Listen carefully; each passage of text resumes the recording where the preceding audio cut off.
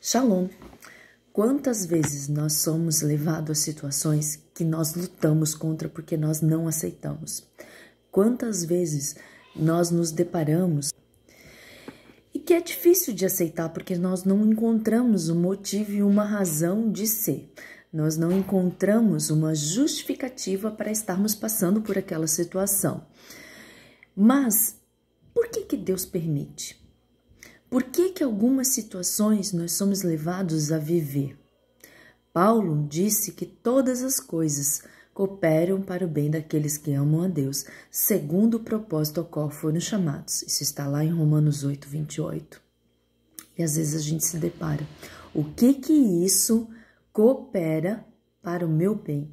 Qual é a lição que nós precisamos aprender nessas situações? Ou qual é o rastro do amor, da misericórdia, da gratidão, o rastro de Yeshua em nós que nós precisamos deixar nessa situação? Já parou para pensar? Existe muita coisa que não tem explicação, mas a nossa função é aceitarmos aquilo que vem da parte do Senhor. E às vezes o Eterno nos leva a situações assim para nos corrigir, para nos ensinar, para ensinar a outros que estão ao nosso redor, para mudar a visão de outras pessoas. Sempre há um motivo. Às vezes nós não entendemos, ele não está muito aparente, ele só vai aparecer a resposta com o tempo. Um exemplo disso está em Jeremias 27, quando o povo do Eterno é levado cativo à Babilônia. E no versículo 11, o Eterno diz para eles servirem, se colocar o seu pescoço sobre o jugo do rei da Babilônia. E ele diz no versículo 12, ele continua assim: conforme todas essas palavras, colocais vosso pescoço debaixo do rei da Babilônia, e serviu a ele e o seu povo, e vivei. Porque morrerias tu e o teu povo a espada, e a fome e a peste, como o Senhor falou contra a nação que não servir o rei da Babilônia? Ou seja, se o povo resistisse àquela instrução, ele morreria.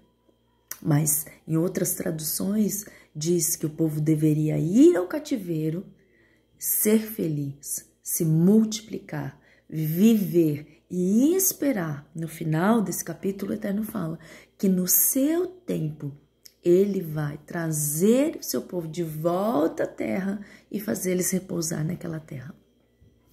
Porque tudo existe um tempo. E sim, por mais que às vezes seja difícil de nós aceitarmos alguma situação, há uma razão.